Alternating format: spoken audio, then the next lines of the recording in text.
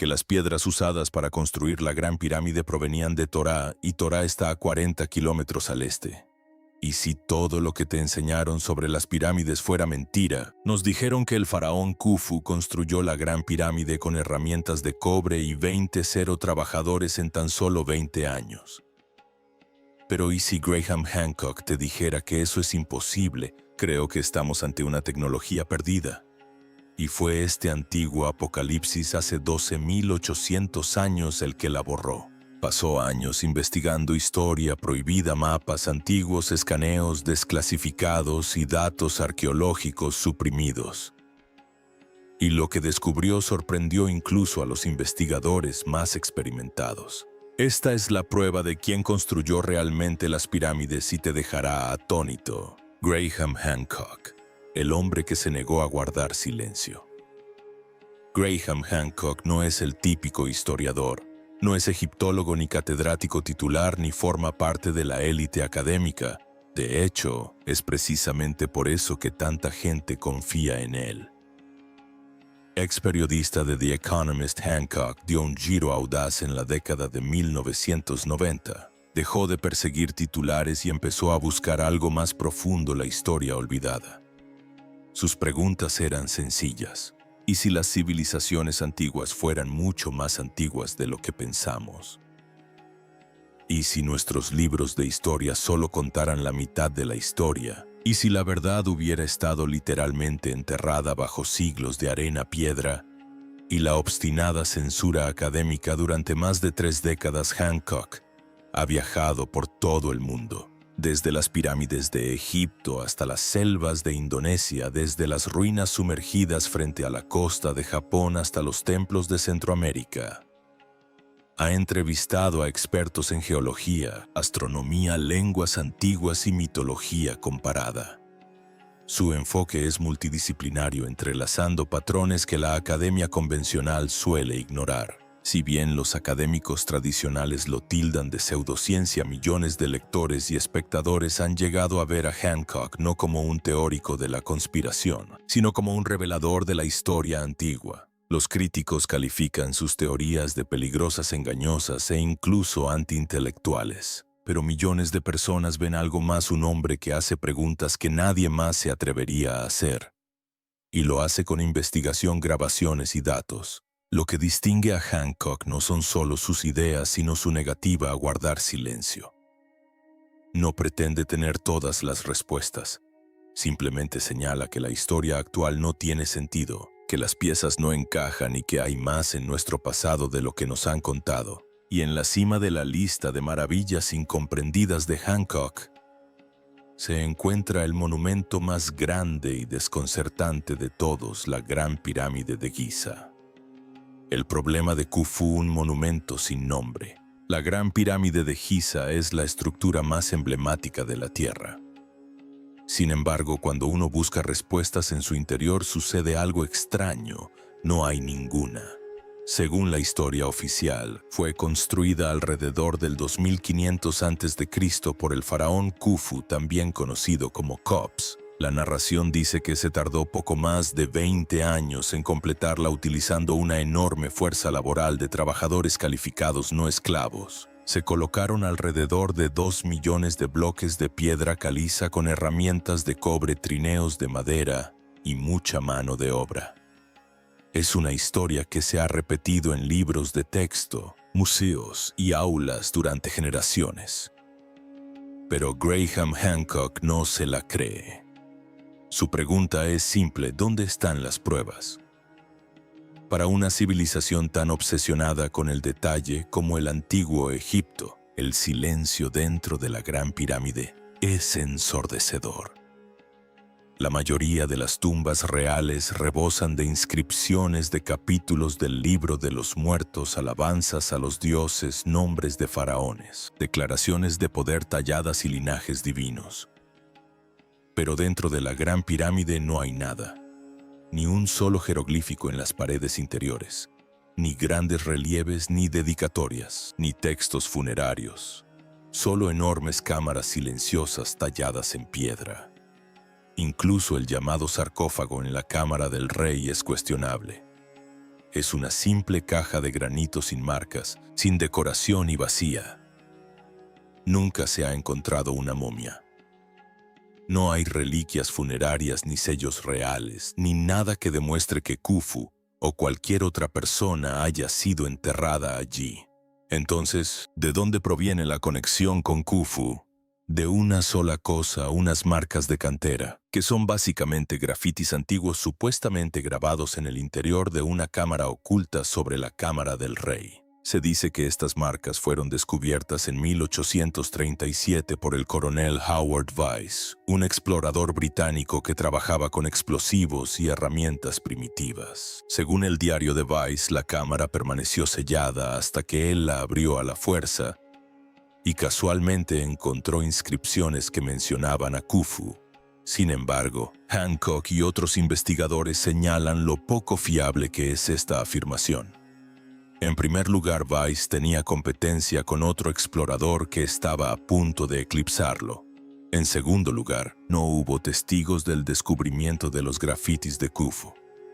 En tercer lugar, varias inconsistencias en los registros de Weiss sugieren que pudo haber falsificado las marcas para obtener fama y financiación. Hasta el día de hoy, esa marca de cantera es la única evidencia directa que vincula a Khufu con la Gran Pirámide. No está tallada en la piedra exterior. Tampoco aparece en ningún papiro antiguo que describa el proceso de construcción. Y no aparece en ningún relieve de templo ni tumba real de la época. Entonces, ¿por qué este enorme monumento, una maravilla de la ingeniería sin parangón incluso para los estándares actuales, se atribuye oficialmente a un rey que no dejó huella alguna en él? La respuesta de Hancock es desconcertante. Sugiere que la pirámide no fue construida para Khufu en absoluto. En cambio, Khufu pudo haberla encontrado heredado y luego reclamado.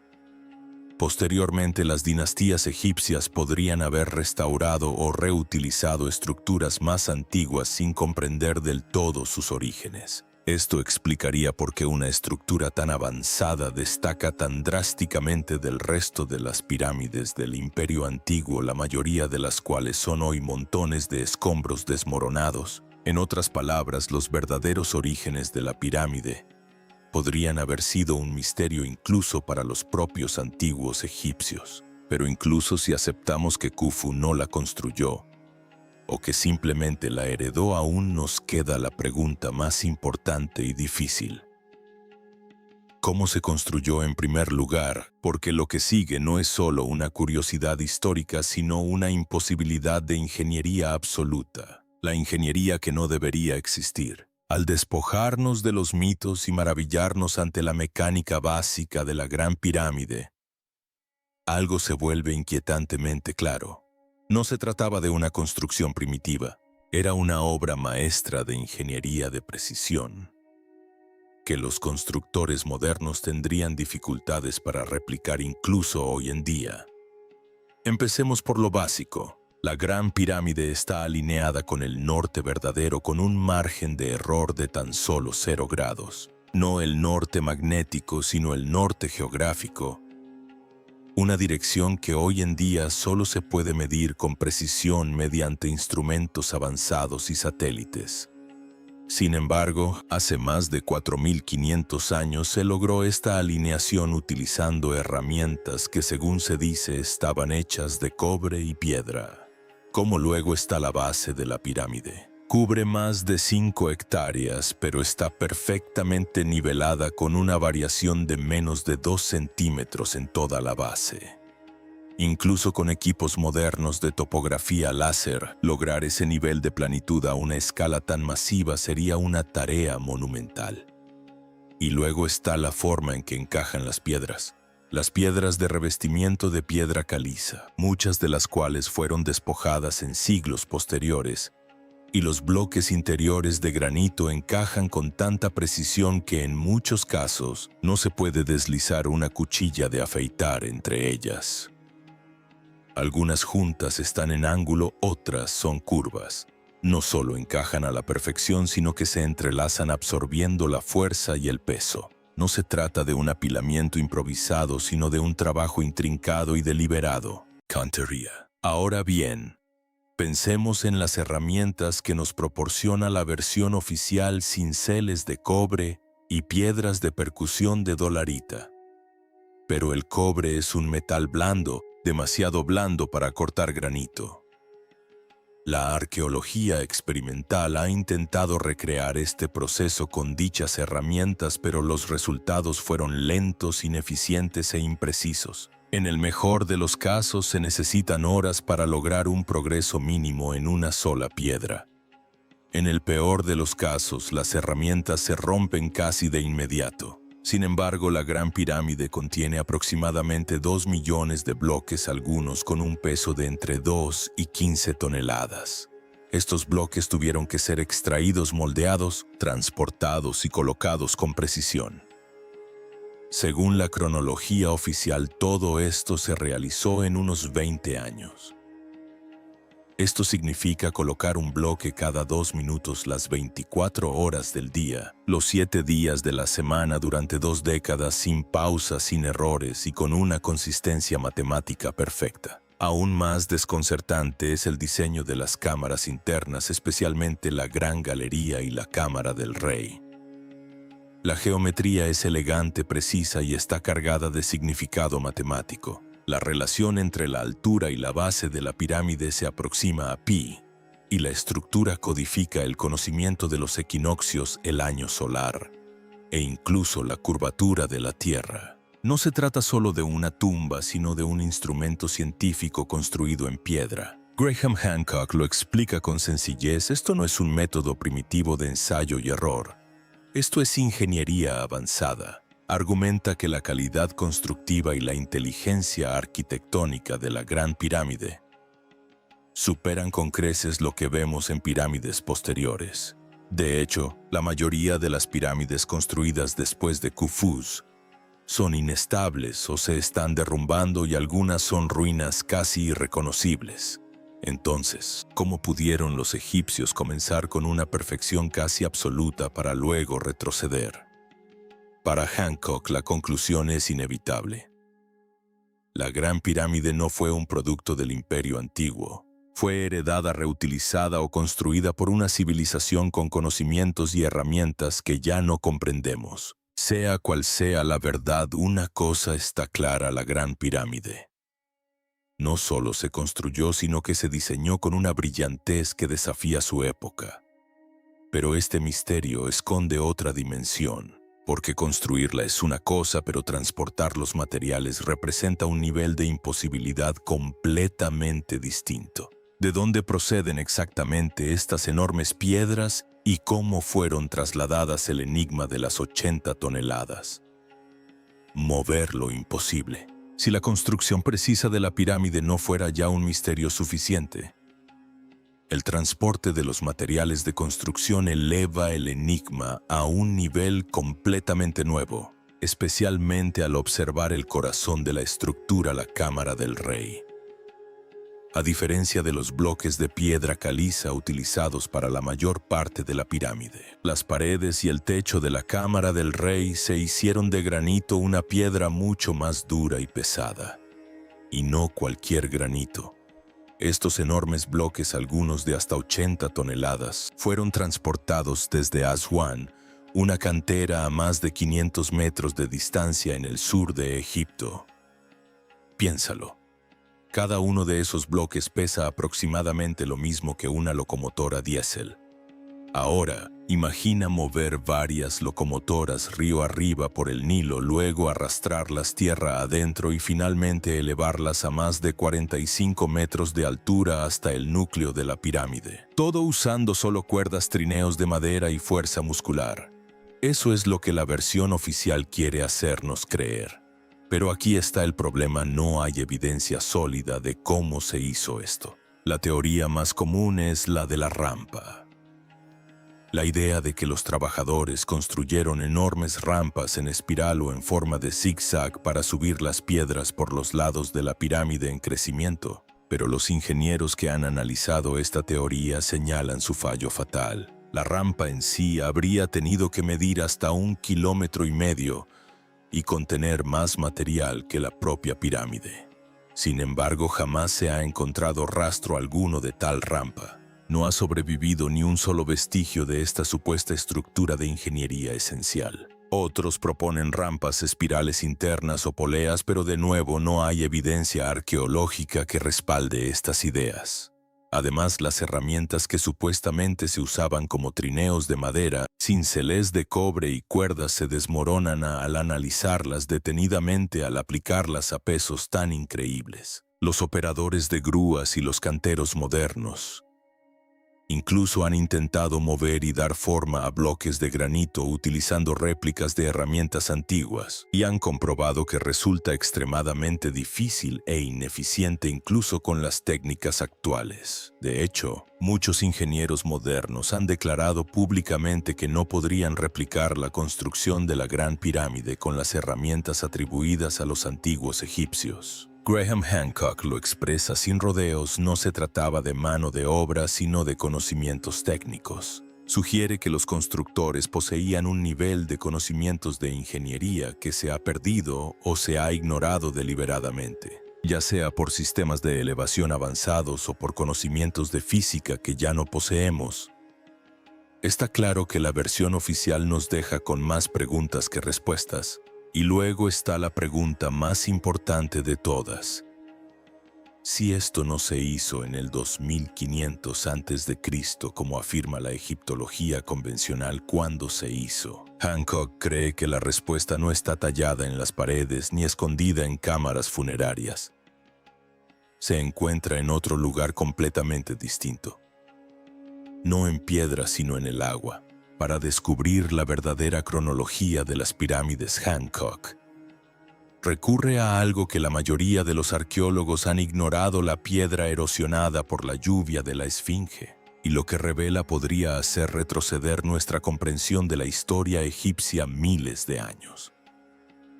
La Esfinge y el agua. En el borde de la meseta de Giza se alza uno de los monumentos más emblemáticos de la historia de la humanidad, la Gran Esfinge. Mitad león, mitad humana, tallada en una sola masa de piedra caliza. Mira en silencio a través de las arenas del desierto. Según los egiptólogos convencionales, fue construida alrededor del 2500 a.C. durante el reinado del faraón Khofra. Pero Hancock afirma que la cronología es errónea y que corregirla revelaría quién construyó realmente las pirámides. Esta es la pregunta que el geólogo Dr. Robert Shaw se atrevió a plantear. En la década de 1990, Shaw examinó la Esfinge no como un artefacto, sino como una formación geológica. Su hallazgo causó gran conmoción en el mundo académico. La piedra que rodea la Esfinge presenta profundas fisuras verticales. Un tipo de erosión causada no por el viento y la arena, como sugiere la teoría tradicional, sino por lluvias intensas y prolongadas. Este tipo de erosión hídrica solo pudo haber ocurrido durante un periodo de precipitaciones significativas y prolongadas, algo que Egipto no ha experimentado en miles de años. La última vez que la región de Giza recibió suficiente lluvia como para provocar este tipo de erosión fue durante el Pleistoceno tardío, hace entre 10.000 y 12.000 años. En otras palabras, ya en el año 10.500 a.C., la teoría de Shaw chocó de inmediato con la historia convencional. Si la Esfinge fue tallada tan pronto, sería anterior no solo a las pirámides, sino a todo el período dinástico de Egipto. Eso significaría que ya existía una civilización organizada y altamente desarrollada mucho antes de que nos hayan enseñado a creer que la civilización siquiera existió. Graham Hancock tomó los hallazgos de Shaw y los relacionó con algo aún más grande. La teoría de un cataclismo global, posiblemente una inundación o un evento climático repentino alrededor del 10.500 a.C., se relaciona con la hipótesis del impacto de Deuce, que propone el impacto de un cometa o un deshielo masivo que puso fin rápidamente a la última edad de hielo y devastó las primeras culturas en todo el mundo. Si la Esfinge fue esculpida por una civilización predinástica antes de esta catástrofe, podría ser uno de los pocos monumentos que sobreviven de un capítulo perdido de la historia de la humanidad, una época en la que los antiguos ingenieros dejaron un mensaje en piedra. Los historiadores convencionales descartaron esta idea por considerarla marginal, pero les resultó difícil refutar la geología física que tenían ante sí. La erosión eólica y la arena no pueden explicar los patrones. Solo el agua puede hacerlo. Hancock concluyó que la Esfinge no fue creada en el año 2500 a.C. Fue simplemente adoptada por los faraones, al igual que las pirámides de una cultura mucho más antigua.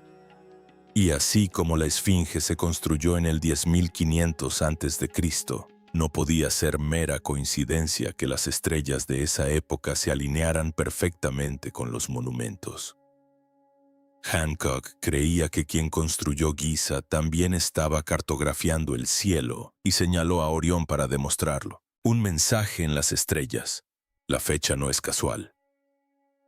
Antes de que Hancock revelara quién construyó realmente las pirámides, preguntó, ¿y si las pirámides de Egipto no fueran solo tumbas o monumentos, sino parte de un mensaje mucho más amplio, uno que no estuviera escrito con tinta ni tallado en las paredes, sino trazado a través de las estrellas? Esta es la esencia de la teoría de la correlación de Orión, de Robert Bauval, una idea revolucionaria que transformó nuestra visión de la meseta de Giza. Bauval notó algo extraño. Las tres pirámides de Giza no están perfectamente alineadas en línea recta. En cambio, la tercera y más pequeña pirámide está ligeramente descentrada. Esta peculiar disposición, que durante mucho tiempo se consideró una simple rareza constructiva, en realidad refleja las tres estrellas del cinturón de Orión en el cielo nocturno. Pero la explicación es más profunda. Bauval utilizó un software astronómico para calcular cuándo el cinturón de Orión habría aparecido en esta configuración exacta directamente sobre Giza. El resultado fue alrededor del año 10.500 a.C. Esta fecha coincide casi a la perfección con los hallazgos del Dr. Robert Schoch sobre la erosión hídrica de la Esfinge. Dos líneas de evidencia distintas provenientes de la geología y la astronomía apuntan a la misma época remota. Para Graham Hancock, esto no puede ser una coincidencia. Sostiene que la meseta de Giza fue diseñada no solo como un sitio ceremonial, sino como un mapa celeste. Esta teoría cobra aún más fuerza al considerar que otros sitios antiguos alrededor del mundo también reflejan mapas estelares. Desde Göbekli Tepe en Turquía hasta Teotihuacán en México, los monumentos sagrados parecen alinearse con las constelaciones. Esto sugiere un conocimiento global compartido mucho más antiguo y avanzado de lo que jamás imaginamos. Como afirma Hancock, se trata de mapas celestes grabados en piedra. Mensajes que nos dejaron los supervivientes de un cataclismo global. Personas que conocían las estrellas, comprendían la geometría y querían ser recordadas no por los libros, sino por la alineación de la tierra con los cielos. Así pues, la pregunta ahora no es cuándo se construyeron las pirámides, sino quién poseía el conocimiento y el poder para construirlas con tanta perfección y propósito miles de años antes de la civilización registrada. Y Hancock afirma haber encontrado la respuesta. Los constructores fantasma, vestigios de una civilización perdida. Aquí es donde Graham Hancock da el golpe de gracia y dice lo que los historiadores convencionales no se atreven a decir. Las pirámides no fueron construidas por el faraón Khufu ni por ningún otro faraón. Fueron construidas por otra persona mucho antes de que existiera el Egipto dinástico. Según Hancock, los verdaderos constructores fueron supervivientes de una civilización avanzada anterior a la era glacial aniquilada. Hace unos 12.800 años por un cataclismo global, posiblemente el impacto de un cometa durante el período Dus reciente. No eran hombres de las cavernas, eran maestros, arquitectos, astrónomos y navegantes. Eran un pueblo olvidado al que Hancock llama los magos de los dioses. Cree que cuando esta civilización colapsó, sus supervivientes llevaron fragmentos de su conocimiento por todo el mundo, sembrando las semillas de culturas antiguas posteriores. Y la Gran Pirámide fue uno de sus legados más importantes. No una tumba ni un monumento al ego, sino una cápsula del tiempo, un mensaje de piedra diseñado para perdurar más allá de inundaciones, guerras y la memoria misma. Y aquí es donde la cosa se pone inquietante. Hancock demuestra que las estructuras piramidales y las alineaciones cósmicas aparecen en todos los continentes, desde la pirámide solar de Teotihuacán, México, hasta Angkor Wat en Camboya, pasando por las pirámides de Maro en Sudán, todas construidas por personas que supuestamente no tuvieron contacto entre sí, pero que comparten constantes matemáticas, alineaciones celestes e incluso características arquitectónicas similares. Conecta estos puntos al afirmar que estaban analizando huellas dactilares, la misma mano, el mismo conocimiento que resonaba a través del tiempo. Para Hancock, los constructores de las pirámides de Giza crearon una nueva geometría sagrada. Midieron las dimensiones de la Tierra y plasmaron en piedra la procesión de los equinoccios, un conocimiento que solo comenzamos a comprender en los últimos siglos. Y aquí está la afirmación final que dejó al mundo atónito. Hancock no estaba adivinando, presentó la prueba, mediante la geología, la astronomía, el análisis arquitectónico y el reconocimiento de patrones globales. Construyó un caso que apunta directamente a una civilización perdida real, mayores, más inteligentes y mucho más capaces que cualquiera de los que aparecen en nuestros libros de texto. Estos son los verdaderos constructores de las pirámides. Pero si eso es cierto, y si la historia se equivoca a esta escala, ¿por qué no nos lo han dicho? Hancock afirma que la respuesta es sencilla. Porque hay quienes se esfuerzan por mantener la verdad oculta, el encubrimiento. Para Graham Hancock, lo más indignante de todo este misterio no son solo las lagunas en la historia, sino la forma en que se han ocultado activamente. Señala un momento en 1993 que lo cambió todo. El ingeniero alemán Rudolf Gantenbrink envió un robot llamado UPUAT-2 a los estrechos conductos de la Gran Pirámide. Lo que encontró dejó al mundo atónito: una puerta sellada en lo profundo de la pirámide, que conducía a un lugar desconocido. Pero en lugar de entusiasmo y nuevas exploraciones, a Gantenbrink le impidieron el acceso. Las autoridades egipcias, bajo el entonces director de antigüedades Zahi Hawass, tomaron el control y bloquearon su entrada. Hasta el día de hoy el misterio de esa puerta sigue sin resolverse. ¿Por qué dejar de investigar algo tan importante? Hancock cree que se trató de censura intencionada. Avancemos hasta 2017. Los científicos utilizaron la tomografía de muones, una técnica avanzada de escaneo de partículas, para observar el interior de la pirámide. Lo que descubrieron fue aún más asombroso: un enorme vacío oculto sobre la gran galería. Un espacio tan grande que podría albergar un avión de pasajeros. Pero una vez más no se han instalado cámaras, ni se han realizado actualizaciones ni excavaciones. Solo silencio. Frustrado por este patrón de ocultamiento, Hancock finalmente habló y dijo: no puedo seguir callado. Él cree que estos descubrimientos se ocultan deliberadamente al público, no porque representen un peligro, sino porque suponen una amenaza. Si las pirámides no fueron construidas por los egipcios dinásticos, entonces habría que reescribir toda la cronología de la historia. Las trayectorias académicas, las instituciones globales e incluso el orgullo nacional se basan en la versión actual de los hechos. Cuestionar esa narrativa no solo es inconveniente, sino explosivo. Así, en lugar de una investigación abierta, obtenemos control de acceso. En lugar de respuestas, obtenemos excusas. Hancock no pretende tener todas las respuestas. Lo que dice es aún más poderoso. Tenemos la obligación, tanto con el pasado como con el futuro, de plantear mejores preguntas.